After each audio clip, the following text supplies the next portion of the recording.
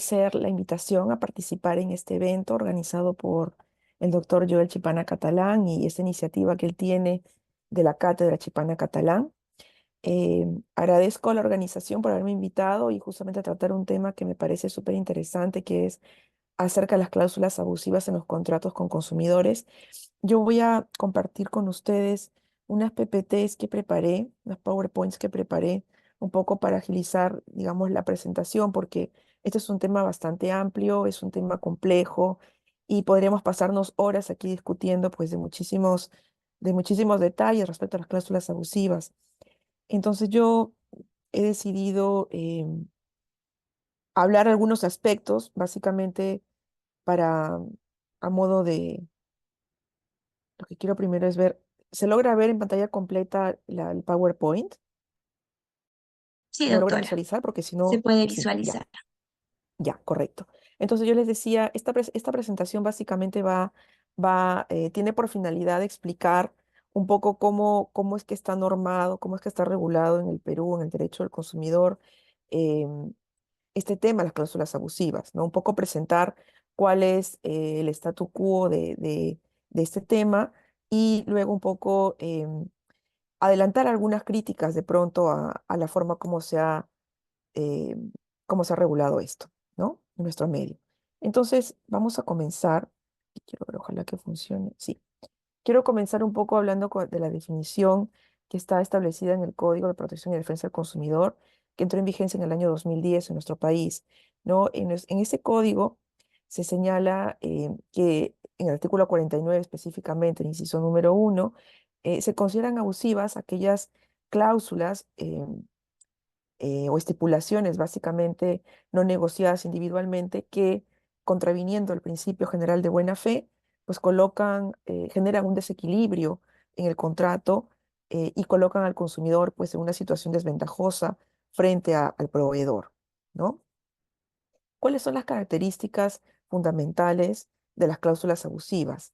Bueno, la primera característica y finalmente no solamente tal como es concebida aquí en el derecho peruano, sino en general, yo diría en el derecho continental, cómo se le concibe la cláusula abusiva, pues como una cláusula no negociada individualmente, es decir, que no ha habido oportunidad en que el proveedor y el consumidor pues se pongan de acuerdo respecto al contenido de esta cláusula o de estas cláusulas que integran el contrato, porque básicamente nos remiten a la idea del contrato de adhesión, ¿no? Entonces, este tipo de contrato en el que el consumidor pues no tiene eh, facultades eh, ni posibilidades de negociar, sino que simplemente tiene que limitarse a aceptar esas condiciones estipuladas por el proveedor o a rechazarlas, ¿no? Entonces, aquí no hay posibilidad de negociar. Pero la característica fundamental de la cláusula para que sea considerada como abusiva es que el contenido de la cláusula contraviene el principio de la buena fe. ¿Por qué razón? Porque se presenta una situación en la que el proveedor se aprovecha de pronto de esta situación de asimetría informativa que existe entre proveedor y consumidor, ¿no? Que desde ya sabemos que estas dos partes de forma natural no se encuentran en una igualdad de situaciones. A ver, yo diría de manera general, porque hay situaciones en las que sí, ¿no? Son las menos, pero de manera general no se encuentra en igualdad de situaciones y por lo tanto hay una diferencia en el manejo de información que posee el proveedor respecto de aquella información que posee el consumidor. Entonces, de pronto, abusando de esa posición de superioridad de una parte sobre la otra, pues se establecen una serie de condiciones que pueden llegar a restringir derechos, a anular derechos, a colocar en una situación más desventajosa al consumidor, ¿no? Y ¿cuántos tipos de cláusulas abusivas recoge el Código de Protección y Defensa del Consumidor? ¿No? Nuestro código opta por plantear una suerte de listas que en su momento en la Unión Europea, cuando se preparaba, eh, digamos, cuando se comenzó a discutir respecto de las directivas que regulaban los derechos de los consumidores, y luego cómo se iban a transponer de pronto algunos derechos nacionales, lo concerniente a las cláusulas abusivas, a las directivas o cláusulas abusivas, pues se manejaba primero a través de listas negras y listas grises, ¿no? Para entender que aquellas que estaban en la lista negra, pues eran sumamente graves, ¿no? Y daban lugar justamente a la nulidad sin ningún tipo de excepción. Y aquellas que estaban en la lista gris, pues se eran posiblemente abusivas, pero la demostración del carácter abusivo, pues conllevaba a que no se aplicara la presunción de que era necesariamente abusiva, sino que debía de probarse en juicio. Entonces, esa idea de esta separación o división por listas la asume nuestro Código de Protección y Defensa del Consumidor y distingue entre cláusulas a las que denomina de ineficacia absoluta en el artículo 50 y aquellas que denomina de ineficacia relativa en el artículo 51. Entonces, siguiendo un poco la impronta del derecho europeo, la ineficacia absoluta eh, se consideran abusivas de pleno derecho.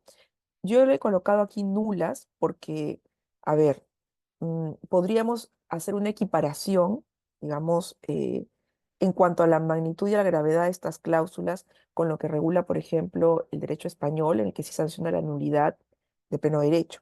No obstante, aquí cabe hacer una precisión porque nuestro código no incorpora la nulidad como sanción ante una cláusula de ineficacia absoluta, ¿no? La sanción es tenerla por no puesta, es declarar la inaplicación, pero no específicamente y de forma expresa admite la nulidad, ¿no?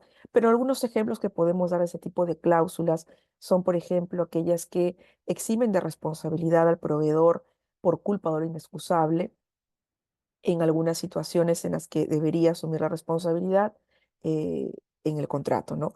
Y la de eficacia relativa, aquellas en las que se puede presumir la abusividad, pero que están sujetas en todo caso a la prueba en contrario, ya de cara, pues, en este caso, eh, a, la- a los medios probatorios que se puedan presentar en el marco del procedimiento administrativo, ¿no?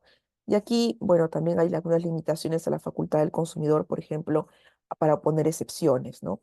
Entonces, uno de los ejemplos que encontramos. Eh, el efecto de la cláusula de ineficacia relativa, bueno, si es que se declara que es una cláusula abusiva, se determina que es una cláusula abusiva, pues da lugar también a la declaración de que se tenga por no puesta, ¿no? Un efecto contrario a ese eh, no lo he encontrado, al menos yo, hasta ahora en ninguna resolución del INDECOPI. Lo que me ha llevado inclusive a plantearme la pregunta es que finalmente en la práctica, ¿qué diferencia existe entre una cláusula y otra? ¿No? Respecto a los efectos prácticos a los que da lugar la ineficacia absoluta y la ineficacia relativa, ¿no? Si en ambos casos estas cláusulas se van a evaluar en el marco de un procedimiento administrativo y ahí es donde se va a decidir su carácter abusivo o no. Luego, respecto, como les decía, de los efectos, aquí hemos visto, ¿no? Si hacemos una comparativa respecto de lo que vendría a ser esta cláusula ubicada en una lista negra, pues en el derecho europeo se considera como nula, ¿no?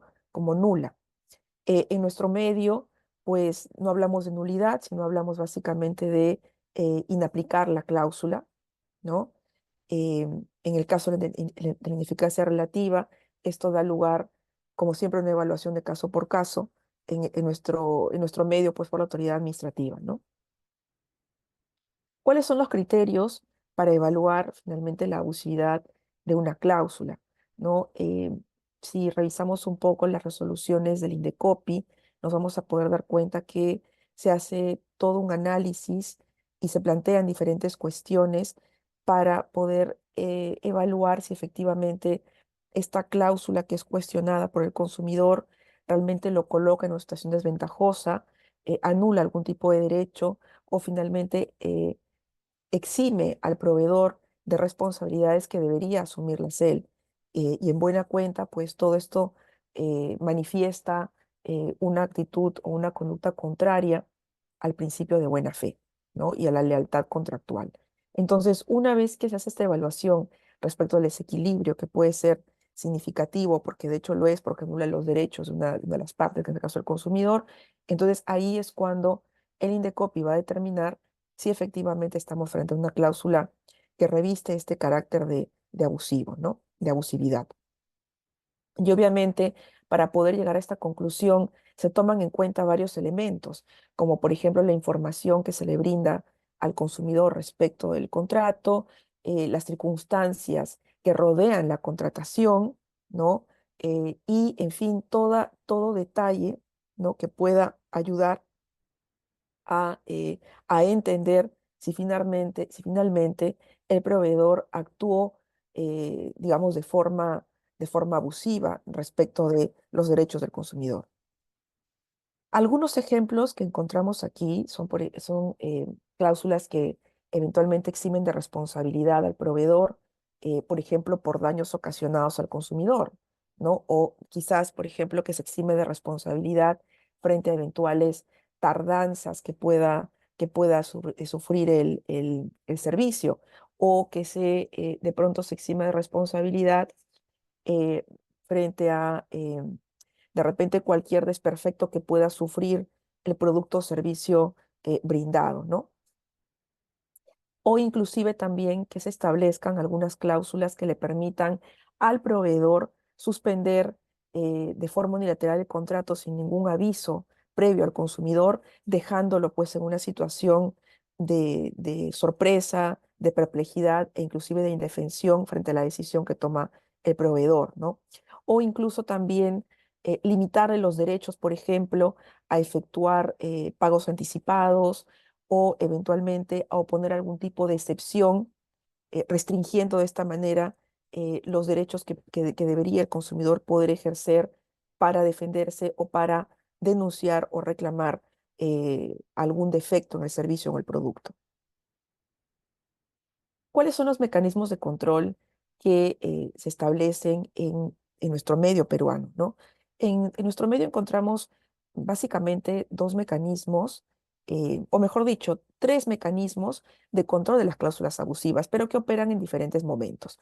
Por un lado, el control administrativo, que es un control de contenido ex post, quiere decir que eh, la evaluación y la sanción por incorporar cláusulas abusivas en un contrato con consumidores se realiza cuando ya se ha celebrado este contrato y es el consumidor quien se siente afectado por la cláusula, por la aplicación de la cláusula en su contra o en su desmedro, quien acude ante la autoridad administrativa, denuncia ese hecho y es recién en ese momento en que la autoridad pues comienza con el procedimiento y con la investigación correspondiente y aplica, obviamente, las sanciones que correspondan em, por infracción administrativa y en lo que corresponda pues, respecto a las cláusulas abusivas, ¿no? En medidas correctivas también pueden haber de por medio, ¿no?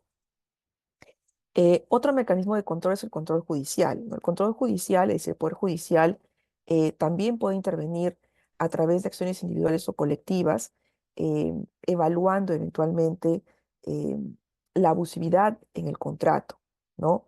Y básicamente digamos, la competencia que tiene en este punto el Poder Judicial es de pronto evaluar los daños que se hubieran ocasionado como consecuencia de la incorporación y aplicación de estas cláusulas en el contrato con el consumidor y que evidentemente hayan quedado todavía como no resarcidos, porque la autoridad administrativa ya sabemos que no tiene competencia para pronunciarse sobre indemnizaciones ni cuantificación de daños. Eso es una competencia del Poder Judicial. Por lo tanto, si el consumidor luego de un procedimiento administrativo en el que de pronto obtiene la aplicación de un remedio a través de una medida correctiva, pero hay una esfera en la que ha sufrido algún tipo de daño y este no está siendo resarcido, pues tiene la oportunidad de dirigirse al Poder Judicial. Y tenemos aquí al lado otro mecanismo, que es el mecanismo de aprobación administrativa previa. Pero este mecanismo de control, a diferencia de los anteriores, que son básicamente ex post, este es un mecanismo de tipo ex ante, es decir, antes que el, que el, que el contrato con las cláusulas generales, ¿no? Sean lanzadas al mercado o sean propuestas al consumidor para su utilización, para su aplicación, eh, son evaluadas, ¿no? Pasan por un tamiz, que es un control de legalidad, un control de contenido previo, para poder determinar si es que están cumpliendo con lo establecido por el Código de Protección y Defensa del Consumidor y no están incorporando cláusulas abusivas. Pero, ¿qué pasa con este mecanismo de aprobación previa? Que tiene unas restricciones, pues no todos los contratos celebrados con consumidores son sometidos a este mecanismo de aprobación administrativa previa, sino que solamente lo son aquellos contratos de naturaleza bancaria y financiera, ¿no? Si bien es verdad, los organismos reguladores que manejan contratos con consumidores no solamente son los bancos o las financieras o las cajas o todas estas entidades del sistema financiero, sino también tenemos otro tipo de servicios que también son prestados al consumidor final y nos referimos básicamente a los servicios de telecomunicaciones, telefonía móvil, televisión por cable, telefonía fija, etcétera, etcétera, ¿no? Sin embargo, por ley, la Superintendencia de Banca y Seguros sí se obliga, ¿no?, a aprobar administrativamente y de forma previa los contratos bancarios y financieros antes que estos sean ofertados a los consumidores. Y esto se hace justamente como una manera, ya les digo, de evaluar estas condiciones generales de estos productos bancarios o financieros y determinar antes que el consumidor contrate con ellos si es que contienen algún tipo de cláusula que pudiera ser eventualmente considerada como abusiva.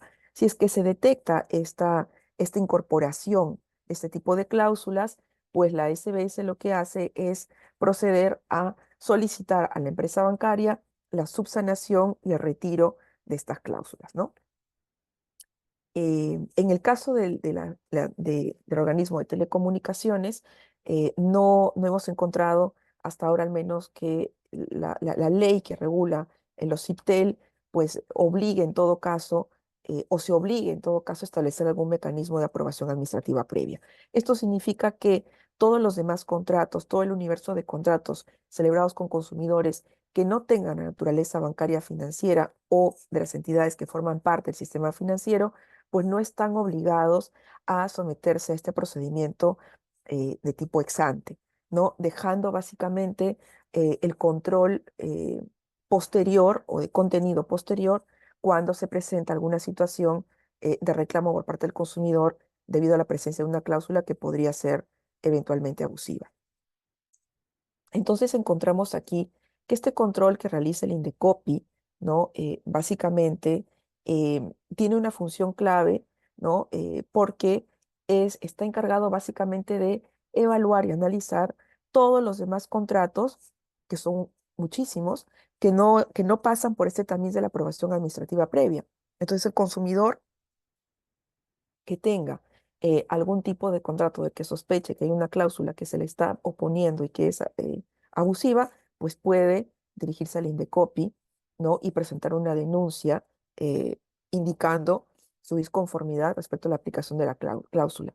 Creo que hay por ahí no sé, le voy a preguntar al moderador si las preguntas las respondemos ahora, las respondemos después, cuál es el orden. Doctora, ¿podría responder en este momento la pregunta para poder Sí, continuar con la conexión? Sí. adelante, por favor. ¿Cuál es la pregunta? ¿Me puedes dar lectura? Bueno, yo veo que aquí están levantando la mano. En ese caso, por favor, si podría habilitar su audio, el señor Andrés Pérez, para que pueda comentarnos la pregunta, ¿no? A la doctora.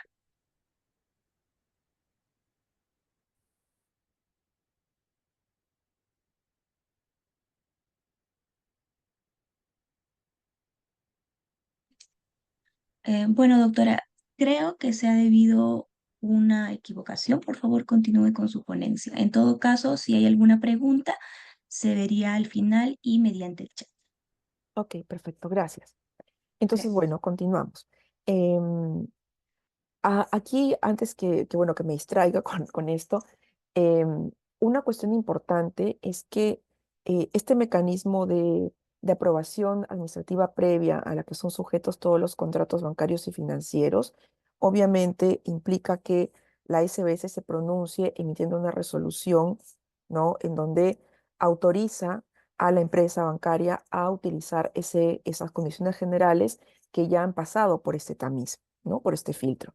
Pero ¿qué ocurre si, por ejemplo, eh, el consumidor de pronto decide objetar una de estas cláusulas porque no está de acuerdo con el contenido, digamos, de la cláusula, ¿no?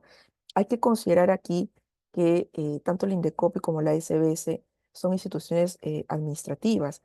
Por lo tanto, y si la SBS tiene la competencia para evaluar de forma administrativa previa estas condiciones generales que integran los contratos bancarios y financieros, pues lo usual es que cuando el banco o la financiera opongan, presenten la resolución en la que se aprueba este clausulado, pues el INDECOPI ya no entre a realizar un control de contenido respecto de esa cláusula que ha sido aprobada por la entidad competente. Entonces, sin embargo, si es que hubiera alguna otra cláusula que el banco estuviese utilizando, pero que no forma parte de ese contenido aprobado, por la SBS, entonces allí sí, en el marco del procedimiento administrativo, es que se determina que esa cláusula que se está utilizando excede o está fuera de este clausulado aprobado, allí sí el INDECOPI se puede pronunciar respecto de la eventual abusividad de esa cláusula. No sé si alguien más creo ha levantado la mano por aquí porque veo acá otra cosita. A ver. Tenemos una pregunta en el chat, doctora. ¿Desea que en este momento la lea para que pueda responder? Sí, por favor, para Ok, luego, sí, por favor. perfecto. La pregunta es la siguiente. ¿Cuál sería la pretensión para acudir al Poder Judicial y demandar la reducción de una penalidad por cláusula abusiva? eh, ¿Cuál sería la pretensión? Lo que pasa aquí es que si eventualmente el consumidor está siendo víctima efectivamente de una penalidad que se determina que es una cláusula abusiva, pues el Código Civil directamente establece que cualquier persona, ¿no?, que se sienta afectada justamente por una cláusula penal que sea excesiva, pues puede ir ante el juez y pedir la reducción. La pretensión es simplemente la reducción, ¿no? La reducción de la cláusula penal, ¿no? Y debido a qué? Debido a que es excesiva, que es, digamos que no es, em, que no es equilibrada, ¿no? Que es desproporcionada, ¿no? Básicamente esos serían los argumentos por los cuales una persona podría solicitar la reducción de la cláusula penal, ¿no? Eh, Bueno, continuamos entonces aquí con lo que hablábamos del INDECOPI, ¿no? Hemos dicho que el INDECOPI tiene como facultades eh, imponer sanciones, imponer multas, imponer medidas correctivas, ¿no? Y en cuanto al control judicial, ¿no? Aquí básicamente hemos dicho que los jueces tienen una competencia para también eh, pronunciarse sobre las indemnizaciones por daños. ¿Por qué razón? Porque aquí en el Perú, básicamente el control de las cláusulas abusivas se hace a través de la vía administrativa, ¿no? No es como en otros países, sobre todo europeos, en que el control de la abusividad de las cláusulas es a nivel judicial, no son los jueces quienes van a determinar que la cláusula es abusiva y que por tanto debe ser nula. Aquí esa función la realizan los órganos especializados del INDECOPI. No obstante ello, si como consecuencia de la abusividad de la cláusula se generan daños para el consumidor, pues puede acudir ante el órgano jurisdiccional para solicitar esta indemnización por daños, ¿no? ¿Cuáles serían, digamos, los desafíos que enfrenta eventualmente el control judicial eh, por estos casos, ¿no?, que son básicamente contractuales? Pues digamos que el principal de todos ellos, más que la carga procesal, que sabemos que es un verdadero problema, el principal de todos ellos vendría a ser el hecho de que se ha criticado siempre que los miembros, los magistrados, pues no poseen en la mayoría de los casos pues estos conocimientos técnicos especializados que se les reconocía a los funcionarios del INDECOPI, ¿no? Y esto eventualmente pues también planteaba una serie de problemas o inclusive de retos a, a superar respecto a la interpretación de una norma que es especial, como es el Código de Protección y Defensa del Consumidor, ¿no? Y obviamente también aquí, pues, el hecho de evaluar la abusividad de una cláusula, pues también plantea el cuestionamiento de la necesidad de tener, pues, personal especializado y técnico en estas materias para poder apreciar con mayor claridad que estamos frente a una cláusula abusiva y que en primer lugar estamos frente a un contrato que vincula a dos partes que son, digamos, especiales, que es consumidor y proveedor, ¿no? En el caso, ya dijimos, de la aprobación administrativa previa, pues aquí básicamente encontramos que la idea es realizar una suerte de análisis de legalidad, en primer lugar, que va a determinar la aprobación del clausulado general o la modificación y posterior subsanación de ese clausulado general antes de que la entidad bancaria o financiera, pues, utilice este producto y lo ofrezca a los consumidores, ¿no? Las ventajas de este control preventivo, pues es que va a reducir el riesgo de la incorporación de cláusulas abusivas en los contratos. Esto, pues, puede brindar mayor seguridad jurídica, más seguridad jurídica a los consumidores y también certeza a los consumidores que de pronto la entidad encargada, que es la Superintendencia de Banca y Seguros, pues digamos, vela por los derechos de los consumidores al punto de evaluar estos productos de forma previa para evitar, pues, cualquier situación de abuso por parte de los proveedores, ¿no? ¿Cuáles serían las limitaciones respecto de la aprobación administrativa previa?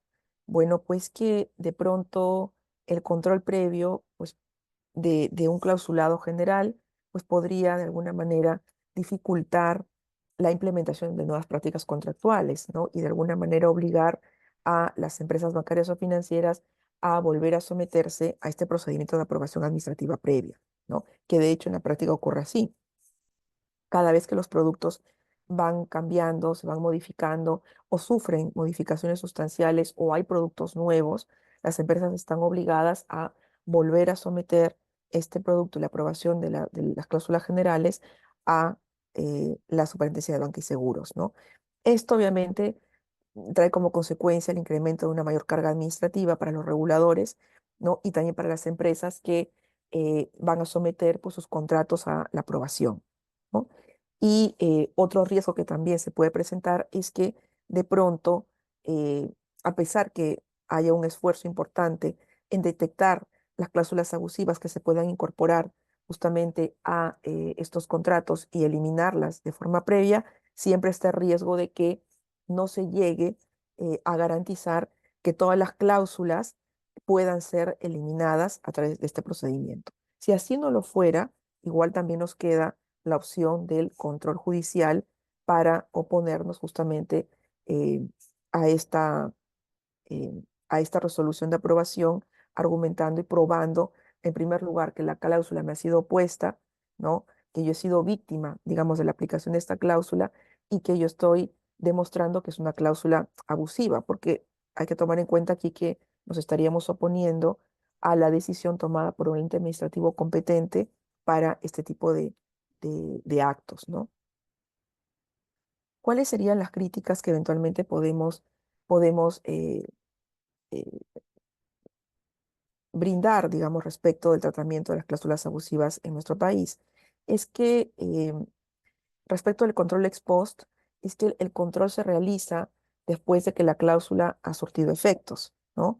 Eh, y bueno, a pesar que es así en la mayoría de las legislaciones, en la mayoría de los tribunales, ¿no?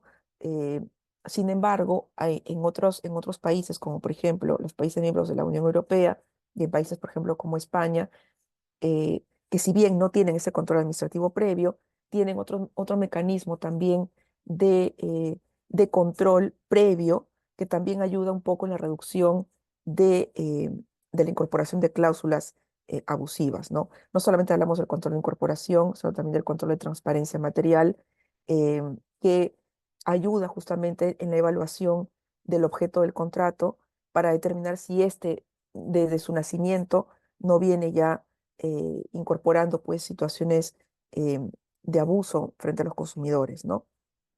Pero es una situación que también hay que evaluarla, si a la luz de nuestro propio ordenamiento jurídico, pues cabe todavía hablar de un control de transparencia material, ¿no? Esa es una pregunta que todavía creo está sujeta a discusión. En cuanto a las consecuencias, de pronto que es que la carga propiamente, digamos, económica y de litigio en toda su magnitud, incluyendo la carga emocional, pues recae en el consumidor, ¿no? Y eso también a veces desincentiva al consumidor a iniciar una denuncia que lleva un procedimiento administrativo, ¿no? Muchas veces, ante el hecho de saber que este tipo de procedimientos pues, puede tardar de pronto un año o dos hasta que lleguemos a obtener una resolución final, ¿no? Puede ser desmotivador para el consumidor, ¿no? Porque al final ya se le aplicó la cláusula, ya se le afectó y lo que va a esperar en el transcurso del tiempo es simplemente ver si es que se le da o no la razón para ver la mejor manera de solucionar ese problema, pero después del tiempo que dura un procedimiento, o sea, puede ser un año y medio, 2 años, ¿no? Entonces, de pronto aquí, si queremos ver la posibilidad de algún tipo de mejora, pues de repente fortalecer los mecanismos de control posterior que tenemos, de pronto también eh, fortalecer esta revisión administrativa anticipada, quizás crear otros mecanismos que permitan no solamente aprobar administrativamente los contratos bancarios, sino otros tipos de contratos que sean de mayor uso en nuestro medio. Pensemos quizás en los contratos inmobiliarios, que son los que mayores problemas causan, sobre todo con estas cláusulas penales que muchas veces son exorbitantes, son desproporcionadas, ¿no? Esa también podría ser eh, una, una idea que de repente a futuro pues se puede evaluar, ¿no? Por otro lado, también encontramos falta de claridad en los criterios de abusividad, ¿no? Estos términos que usa el legislador como desventaja significativa o contrario a la buena fe, pues si bien es verdad, permite a los operadores interpretar de forma amplia, al mismo tiempo, creo yo, que no son lo suficientemente claros como para que los consumidores pues puedan entender y los proveedores inclusive cuando se encuentran en una situación que genera una desventaja significativa para el consumidor, ¿no?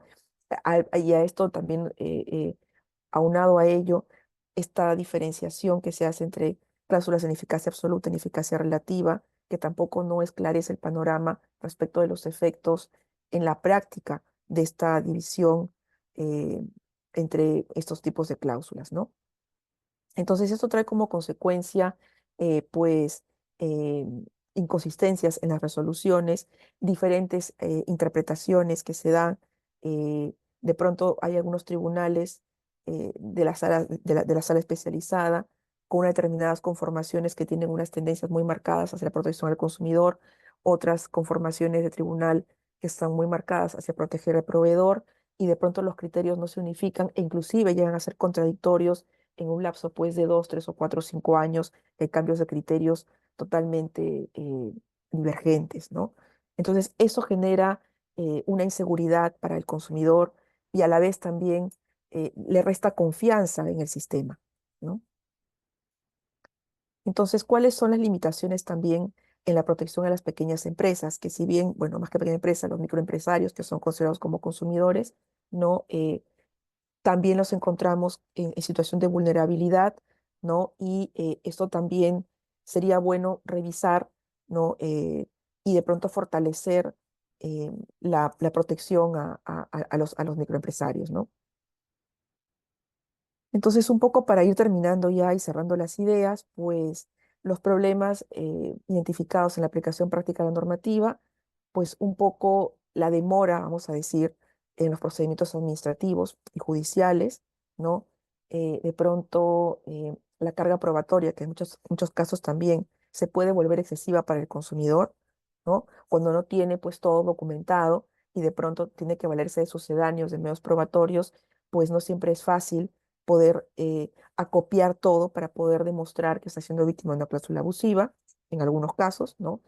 Esto desincentiva y resta confianza en el sistema al consumidor, ¿no? Y obviamente una propuesta de mejora, lo primero, la celeridad, lo segundo, el reforzamiento de los mecanismos de control, tanto ex post, la evaluación, si se puede, incorporar algún tipo de mecanismo de control ex ante para determinados contratos cuya utilización sea masiva y ya la práctica demuestre que hay muchos casos en los que se vienen aplicando cláusulas abusivas y que ha generado en el tiempo pues, criterios contradictorios en la autoridad administrativa competente. Gracias. He terminado con mi participación.